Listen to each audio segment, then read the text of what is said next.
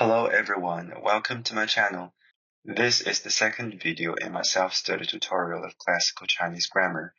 It has been a very long time since my first video, and even though I had started this project initially as a way to fight procrastination, well, I have somehow ended up procrastinating this much anyway. So sorry for the long pause. Actually, a lot of things happened in my life from the last video to this one. So I caught COVID, and a lot of other things happened as well, so hence the pause. But from now on, I will update in a more regular way. And as usual, I hope my sharing here in the tutorial can be helpful to someone in some way beyond myself. In this lesson, I will learn the various things about classical Chinese verbs, including their types, their categorical flexibility, and their voice alternation. The rest of the lesson is in the accompanying PDF, the link to which can be found below this video. This lesson corresponds to Chapter 4 in Pulleyblank's textbook, Outline of Classical Chinese Grammar. But I have added in stuff from the Gabelentz's book here and there too, just like in the previous lesson. So how do we know that verbs in classical Chinese are a category?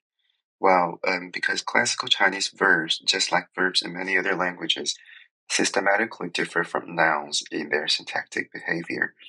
For instance, they do not need to rely on extra elements like copulus to function as predicates, and their negation particle is different from that for nouns. So in classical Chinese, the negation particle for nouns is bu or fei in Mandarin, whereas the negator for verbs is bu or bu in standard Mandarin. And verbs, unlike nouns, can directly take aspect markers, such as the perfect aspect marker glu and its negative form moods. Here in 1a, we have an example that contains all three function words mentioned above. The example reads Gua ngal moos brangs sngra bu nu glu.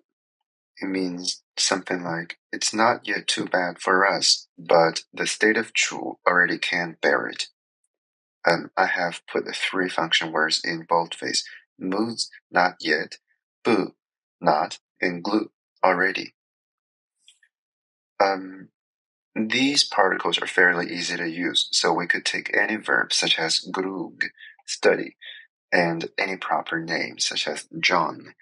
Then we can readily express three very useful ideas. John does not study, John pu grug. John has not studied, John moos grug. And John has studied, John grug glu. Okay? So that's how the three particles are used. Pulleyblank distinguishes four types of verbs for classical Chinese. These are adjectives, aka quality verbs, intransitive verbs, transitive verbs, and copulus. Here I only illustrate the behavior of adjectives, which are grammatically verb-like in both classical and modern Chinese. So here in 4, we see the adjectival lexical item gao, which means high. And the same adjective is used predicatively in 4a, whereas it is used attributively in 4b. Intransitive verbs, especially the unaccusative ones, can be used in exactly the same way. So in 5, we have the intransitive verb to die, mang, and it can be used either predicatively, as in a person dies, or attributively, as in a dead person. And since adjectives are generally verb-like in classical Chinese, they should behave like verbs, and that is indeed what we can observe. For instance, in 6, we see the adjective ru, which means old, used together with the perfect sentence final particle glu, na ru glu. I am already old, or literally, I have become old. In 6b, moos ru, not yet old. Okay? Not yet old, but already stroll. It means prematurely senile, not a particularly happy state of affairs. In 6c, we see the adjective gien, which means good, being preceded by the normal verbal negator bu. So bu gien means not good. Sometimes it is hard to distinguish predicative adjectives from their nominalizations from a semantic perspective because we don't really see any overt morphology for a nominalization. However, in such cases, the syntax can help us distinguish the two. Because if we have a nominalized adjective as the predicate, then that predicate would admit nominal predication elements normally, such as the sentence final particle lao, which reports that something is the case or something is true. So in 7, we have an example. Nin noobs lao, benevolence, is internal. Okay. Noobs looks like an adjective, but since it is followed by a nominal predication element, we know that this is not really an adjective, but a nominalized adjective. That is, it is a noun derived from an adjective. And after that, we have pu was lao. Again, external looks like an adjective, but is actually already nominalized because it is followed by lao. In addition, it is preceded by the negator for nominals as well. Pulleyblank also mentions the comparative and superlative constructions for adjectives, and these two constructions respectively involve the coverb gua and the copula guao. The two constructions are given in 8. In 8a, we see the comparative construction, which involves two nouns, NP1 and NP2. To say NP1 is more adjective than NP2, we say NP1 adjective gua NP2. And to say something is the most something, we put gual between the nominal and the adjective. In 9a, we see an example of the comparative construction. Then don't hope your people will be more than those of the neighboring countries. The adjective is dao, many. Dao gua, many than or more than. Okay. Ringgu, ringku, neighbor state. Min, people. So this is NP1. The genitive marker turns that comparative adjectival construction into a nominal, but we can safely ignore it here and just pretend that it is not there. In 9b, we have an example of the superlative form, which involves the copula gual. Okay. Gual is followed by the adjective, which in this case means excessive. So to say a sentence like, John is smarter than Bill, even though we don't know how to say smart yet, we already know how the syntax works. So John is smarter than Bill would become John smart gua Bill in classical Chinese. And to say that John is the smartest, we would have to say John guao smart. In classical Chinese, there are also ditransitive verbs, that is, transitive verbs that take two objects. Typical ditransitive verbs in classical Chinese are verbs of giving, telling, or teaching. And they generally assume the word order V, the verb, then the indirect object, and finally the direct object. This is akin to English, give somebody something. But we can also front the direct object to the left of the indirect object via the coverb lu, which literally means to take or taking. And then we get the reversed word order. Oh, sorry, here's a typo. The verb should be between the do and the io. So lu, do, v, io, which could literally be translated as something like take the direct object and give it to somebody. In 10a, we have a ditransitive verb in the normal word order, the viodo order. The verb is deuce, to give. Mrangslu means Mencius, that's io. And hlig means the house, so that's the do. So deuce mrangslu hlig. Gave Mencius a house. In 10b, we have an example with the reversed word order. Lu introduces a direct object, klingra, which is a compound noun meaning the world. And after the direct object, we have the verb, las, to give, as well as the indirect object, hluns, which is a proper name, shun. Ngeu lu klingra las hluns means Yao took the world and gave it to Shun, or more naturally, Yao gave the world to Shun. Beyond the above basic patterns, there may be some additional flexibility in the use of ditransitive verbs in classical Chinese. For example, the lu introduced the do may stay after the io, and the indirect object itself may also be introduced by a preposition gua, which means to or for. We also need to note that when the direct object that is introduced by lu is the object pronoun do, it, then that object pronoun is obligatorily omitted. In 11a, we have an example. Krao nin le gian gu tu tong. Teach people. So here's the verb. Here's the io, and here's the do. Then in the second half of the sentence, we still have the do introducer le, but the le introduced do, the world, in this case, is fronted to the left of the verb. So the order here is le, do, v, then io, people. This is a good example because it shows two word orders involving the do introducer le. In 11b, the sentence klom ta slu pu nu tku lu ku mrang slu in English means this person, Gong Du Zi, could not answer something and told it to Mencius. Here we have an object pronoun it, which is obligatorily omitted, and the surface order is le, the verb, and indirect object. There's no direct object at all because it is omitted. In the C sentence, if you do not tell the king and privately give him, that is someone you like, your salary and title, and then something might happen. In this sentence, we have an indirect object that is introduced by a preposition gua. So gua guang, to the king. That is the io. And here kug is the verb. And in front of the verb, we have a negator bu. That's the negator for verbs. So not tell to the king. So where is the do? Well, obviously the do is omitted. It should be here.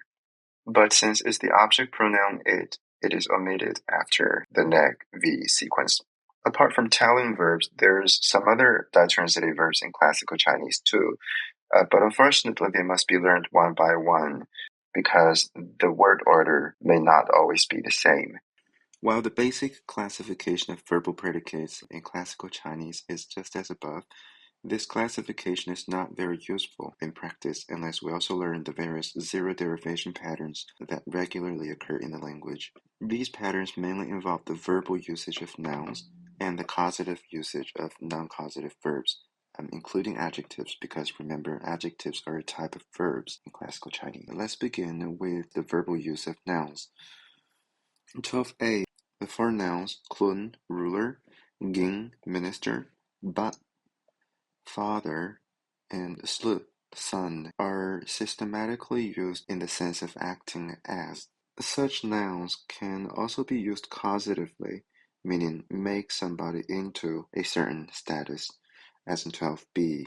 Ging means minister, but in this sentence it is used causatively, meaning occasionally the causative sense of the nominal verbs is not simply make into something, but a specialized meaning regard or treat somebody or something as that thing. So this is called the denominative usage, and the ordinary make into something use is called factative. Let's look at the sentence in 14. Xin, xin, slu, liaxmin. Xin and slu are both used denominatively, meaning treat somebody as one's king or as one's child.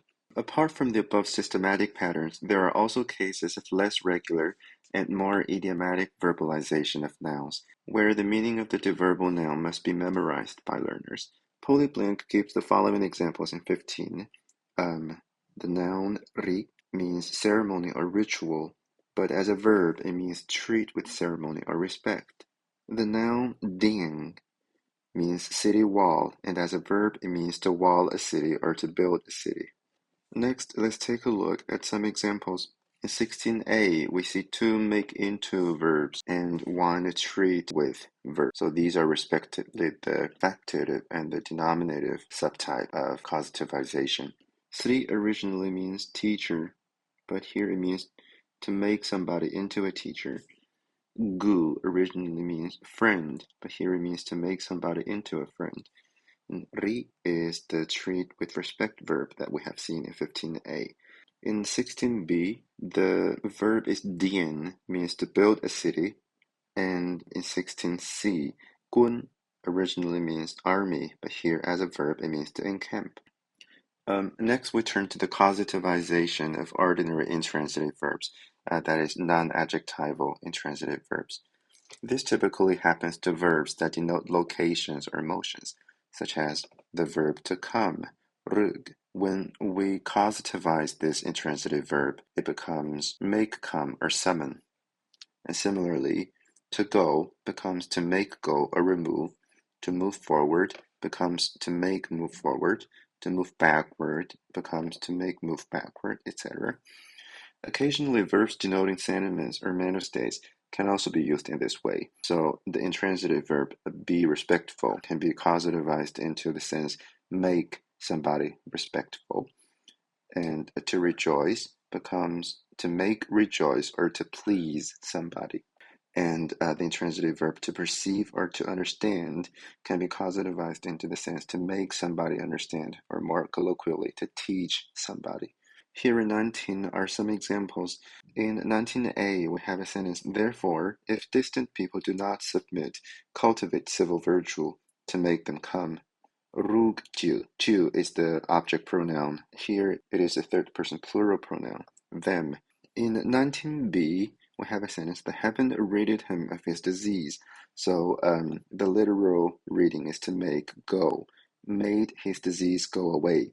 Cause gu zi. In the C sentence, he made Zilu stay to lodge for the night. Q originally means stay as an intransitive verb, but in the causativized sense, it means to make stay. And in D, the sentence is Lot Xin Gu Lu, to make one's parents rejoice, or more colloquially, to please one's parents. The part meaning please one's parents is used as a topic. So as for pleasing one's parents, there is a way to do so. Finally, in the E example, as for the heavens giving life to these people, give life to or give birth to is skling semin, give life to these people. It makes those who understand things faster, teach those who understand things slower. So here Krug originally means understand. Sun means early. So Sun Krug, early understand. The second occurrence of Krug is used causatively. It means to make somebody understand. To make whom? To make the Go Krug. To make those who understand later understand things, aka to teach those who understand things more slowly. Next up, we turn to causatively used adjectives. Adjectives in classical Chinese can be made causative in two different senses.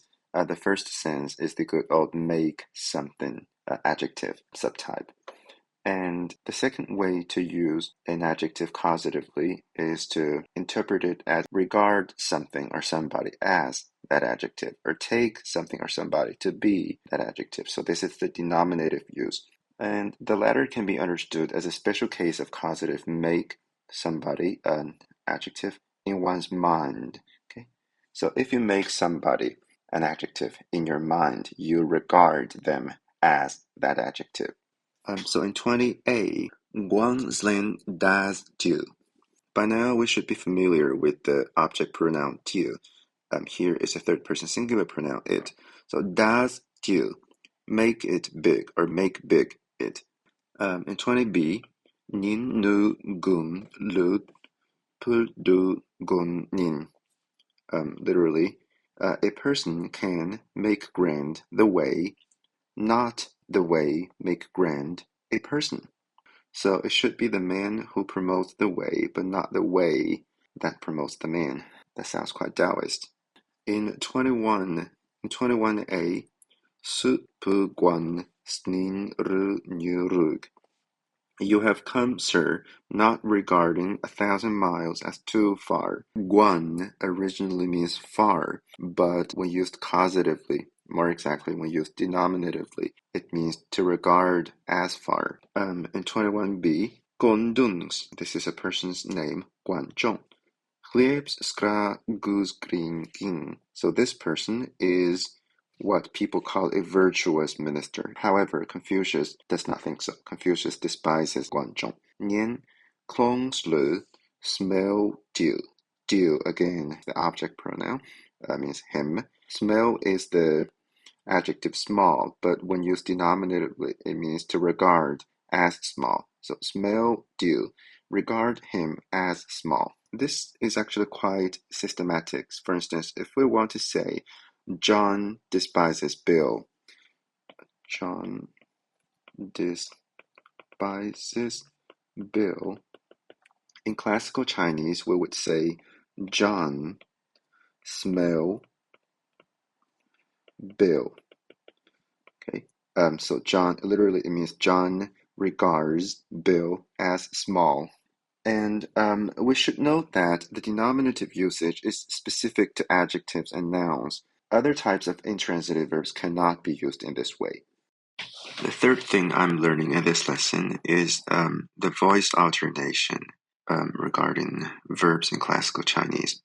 So, like English, classical Chinese has two major semantic voices, the active and the passive.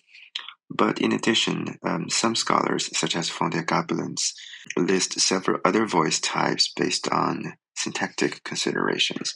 That is, how many arguments a predicate takes, and in what order the arguments appear.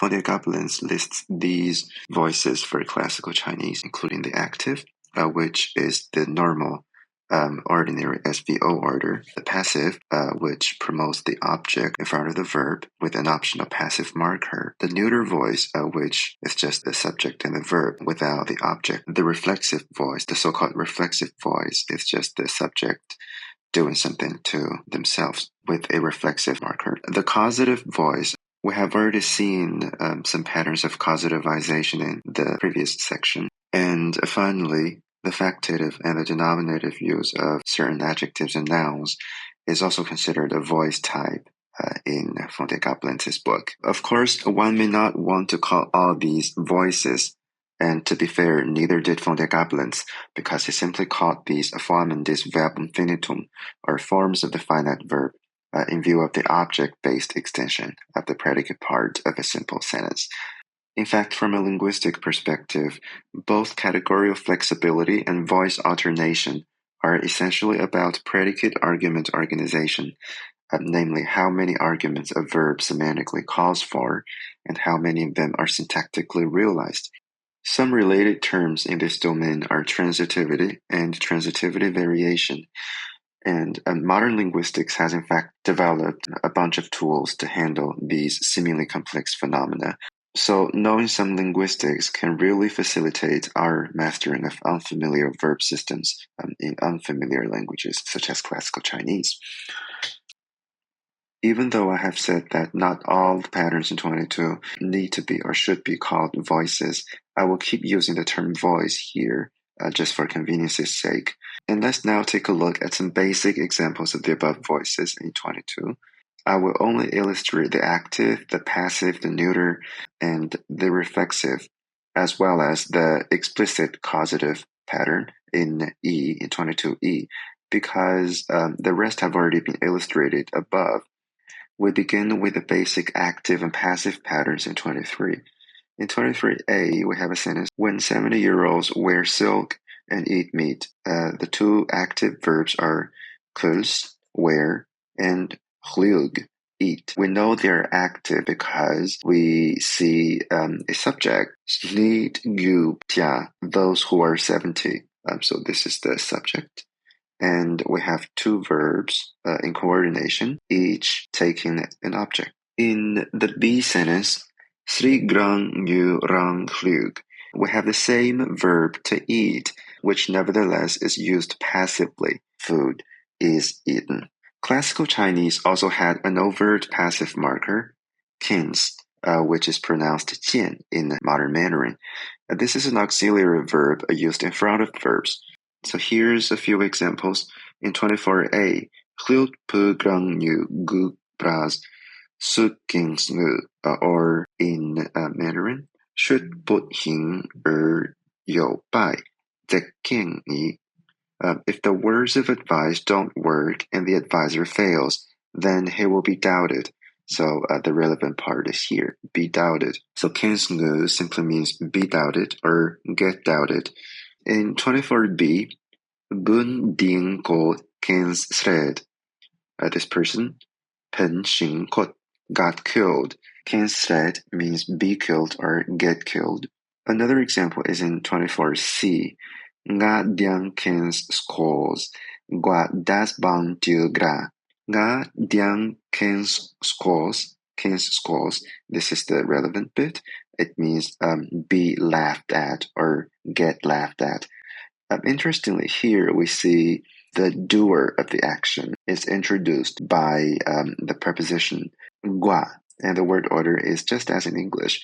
I got laughed at by somebody. While kins had been the main passive marker in pre-Qin Chinese, there was also a similar usage developed from the copula gual. And this passive marking gual was usually used in combination with the particle skra, or suo in Standard Mandarin. This construction subsequently replaced kins as the main passive marker in Middle Chinese.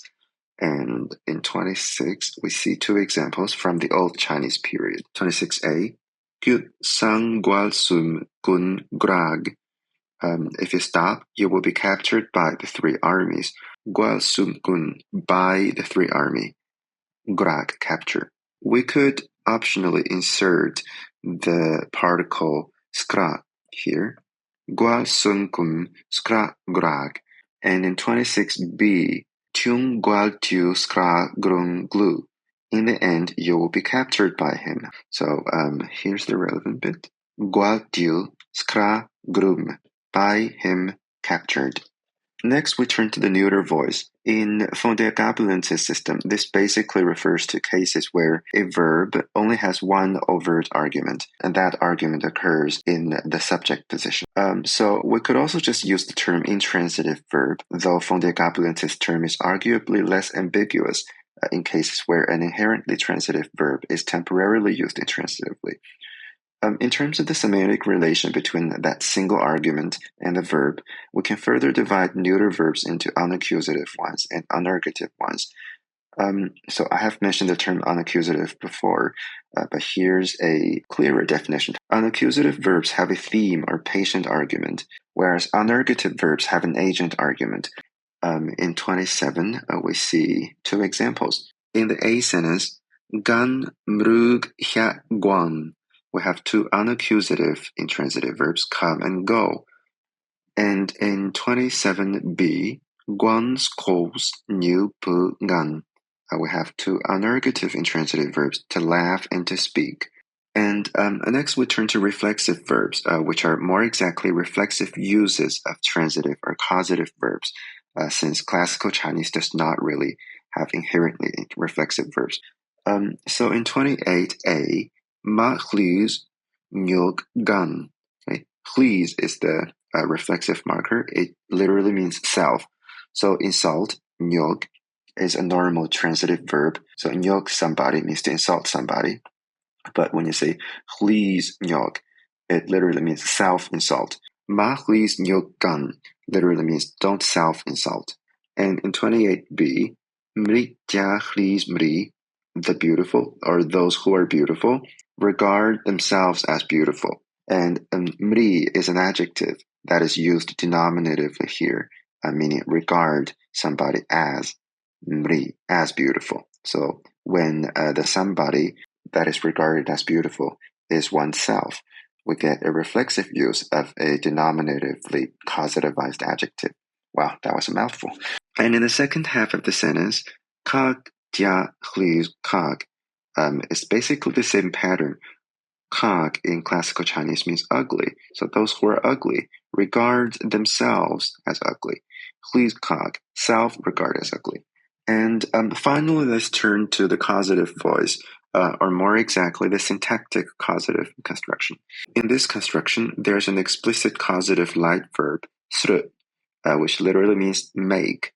So this is an exact counterpart of the English construction, make somebody do something. For instance, in 29, ba gal sru, gal juk gua ske guk lao. So the relevant part is here. Sru, make, gal, us, jigs, reach. This is the verb and this is the subject. Make the subject, do something, so make us rich.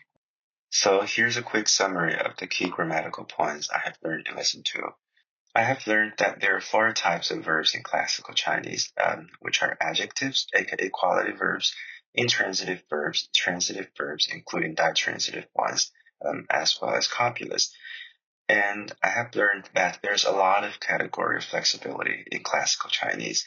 For instance, nouns can be used as verbs in the sense of act as, or make into, or regard as. And intransitive verbs can be used causatively as well. Adjectives can be causativized also in 2 ways, just like nouns, either in the sense of make something the adjective, or in the sense of regard something as the adjective. And finally, I have learned about the voice alternation in Classical Chinese. Galebentz has listed many voice types in Classical Chinese, but most importantly, I have learned that kins is the main passive marker. So that's all the important things I have learned in this lesson. Once again, I apologize for the long pause, and thanks again for watching this video with me and learning Classical Chinese together with me. See you next time, hopefully soon.